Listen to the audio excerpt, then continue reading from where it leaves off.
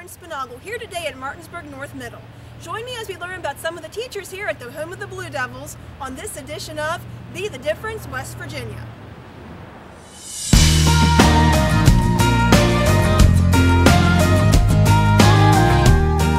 We're here today with Heather McElwain. She teaches reading language arts here at North Middle. Hello, Heather. How are you? I'm good. How are you? Good. So tell me a little about yourself. I'm from Fairfax County, Virginia. I went to school at James Madison University, where I got my undergraduate in musical theater and English.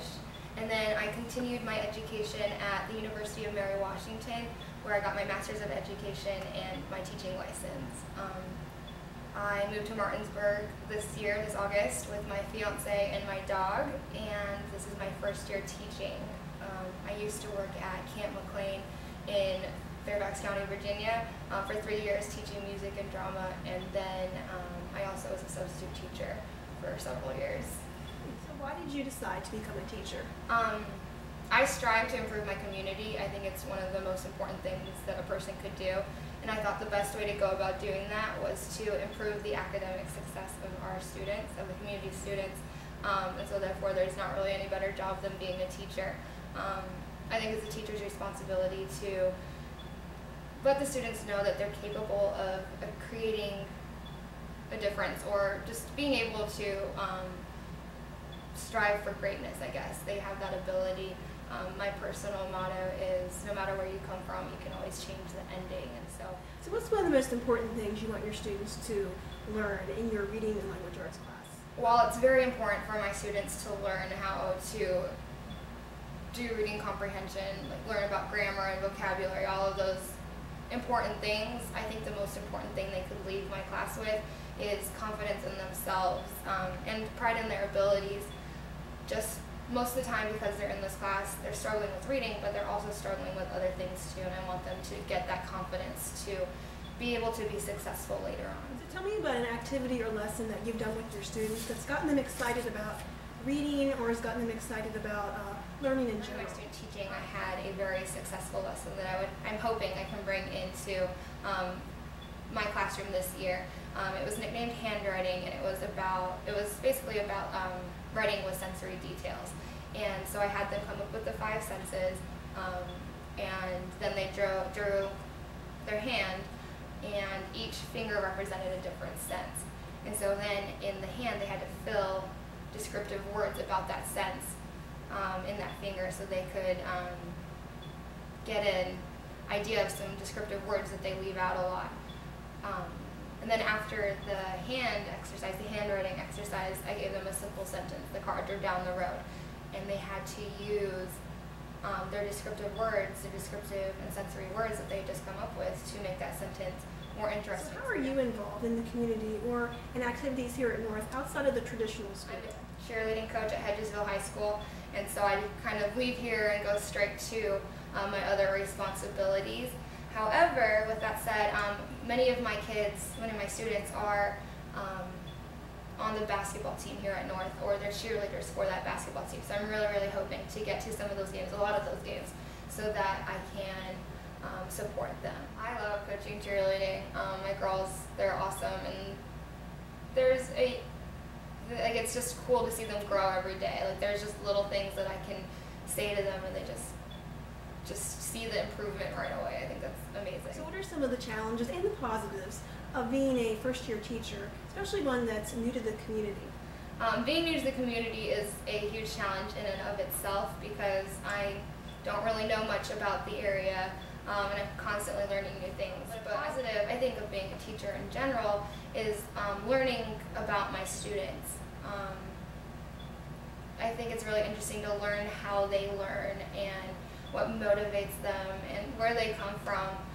These students in particular here at North are very different from what I was used to, what I grew up with, and they have a lot of different life experiences, so I think that's one of the most rewarding things about me. What is your favorite thing about teaching students in this age group, teaching middle school students? I think most people are kind of like middle school and they dread middle school, but I love middle school students. I think they have such big personalities that haven't been really cut back yet in high school, because people don't agree with them or don't agree with their beliefs. But right now they're starting to formulate those opinions, formulate their beliefs, and trying to decide what they want to be when they grow up, what they want to do, who they want to hang out with, what their kind of style is going to be. And I think it's really cool that I get to be a part of that.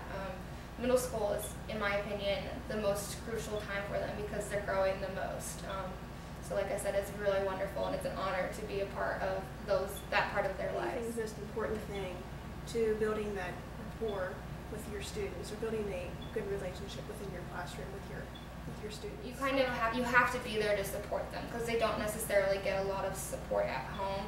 And so I like to be the person that they can come and tell a story to, even if it's not really an important story or something that necessarily needs to be told. I like to be that person because I think that's what they need. So if you can make the public understand one thing about what it means to be a teacher, or the education profession in general, what would it be? Teaching is not an easy profession. And I say that because teachers, like many other professionals, engineers, accountants, registered nurses, we all are trained and we all have we're all certified professionals. People don't really realize the amount of education and how difficult it is to be a teacher. And there's that saying, if you can't do something, then teach. If you can't do it, teach. And I think that saying kind of has made teaching seem like it's not a real profession when it's just as accredited. We're here with Solomon Wright. He teaches 7th grade social studies here at North Middle. Hey Solomon, how are you? I'm alright. How about yourself? I'm alright. Good, good. Tell me a little about yourself. Well, I was born and raised here in Martinsburg, West Virginia. Graduated from Martinsburg High School. Started out at Marsh University actually, and transferred to Western University, where I obtained my master's degree in secondary education. So I'm a hometown guy. Just came back here to Martinsburg to help out a little bit. Right. So what led you to become a teacher? Actually, when I went away to school, I was planning on getting in business.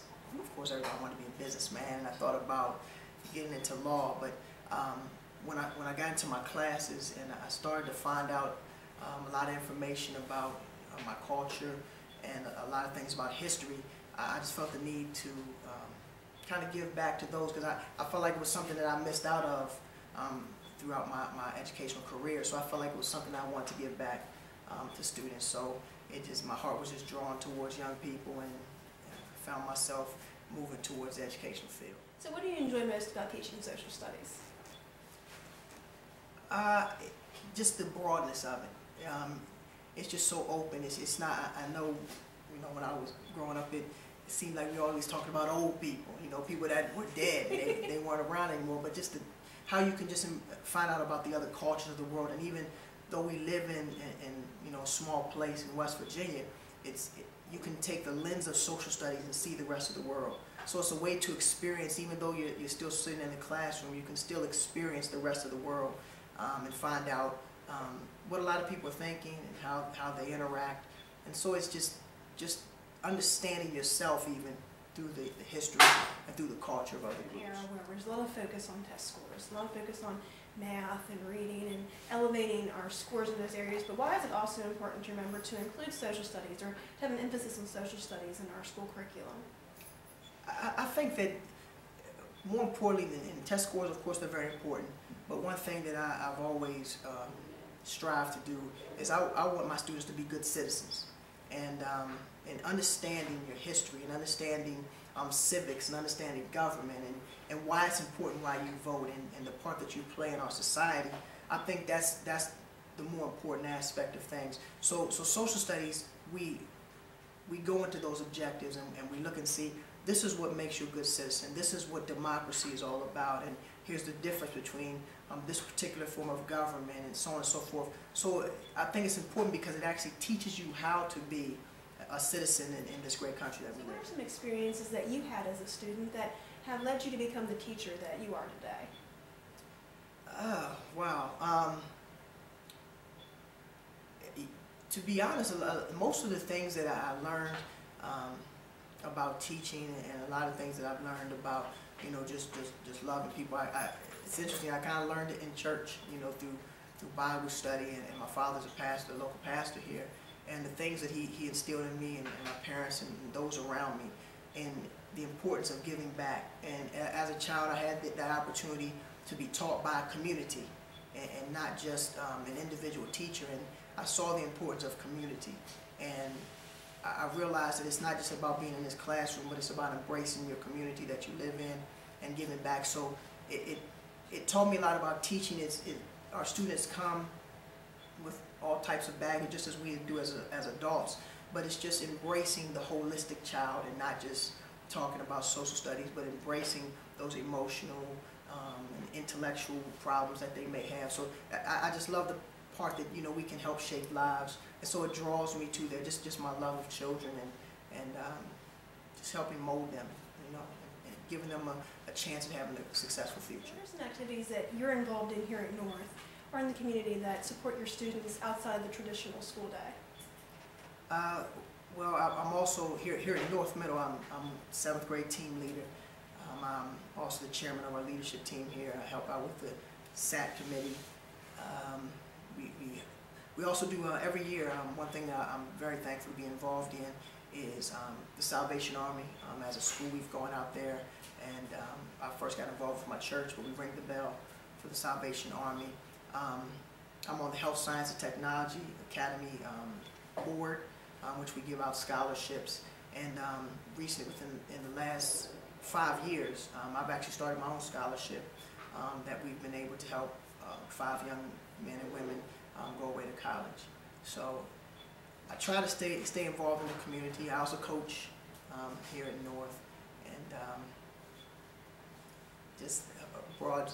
I just think you have to get involved, you know, in a lot of things. So I think it really helps me, you know, seeing those students outside of school. You know, when you're out there ringing the bell and you see those students going into Walmart or wherever, and you can interact with them and their parents. It's just a great opportunity to let them see that we as teachers are humans. You know, we are members of this community, and we care more about you outside the school, just as much outside the school as we do inside the school. So what are some of your professional goals for yourself as an educator?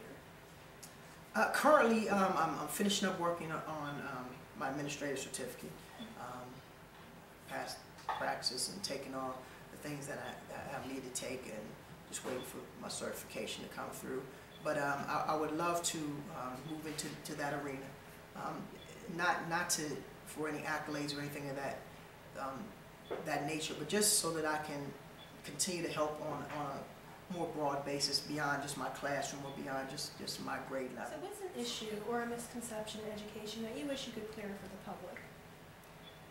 I think one of the misconceptions is that we somehow we don't care. You know, it seems like a lot of times, or that they're not. It's two things, if I may, two things that I think that people may think sometimes we're standoffish as teachers, and that we only care about what goes on in our classroom. But I think that most teachers, we have their own children that are going through this same system. We are members of the community. We go to the churches here. We exercise in some of the same gyms. This is our community just as well as it is everyone else's. And just a misconception that we're only concerned about their child as far as a test score is concerned.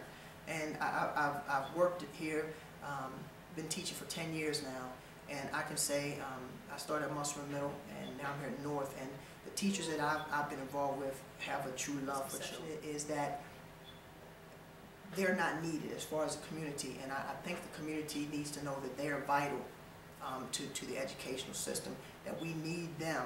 They're just as important as we are, because our students leave our buildings at 3 o'clock, 3:30 or so, and we need our community supporting those same goals. We're there for the community, and just to know that it's a partnership. You know, it's not, school is from 8 to 3 or whatever time it may be, and then the community takes over after that, but just to know that we are together in this thing, and that we all play a vital role in our student success. That's all for this edition of Be the Difference West Virginia. Join me next time as we learn more about the teachers here in beautiful Berkeley County. Until then, I'm Erin Spinable, reminding you to be different, but more importantly, be the difference. I'll see you soon.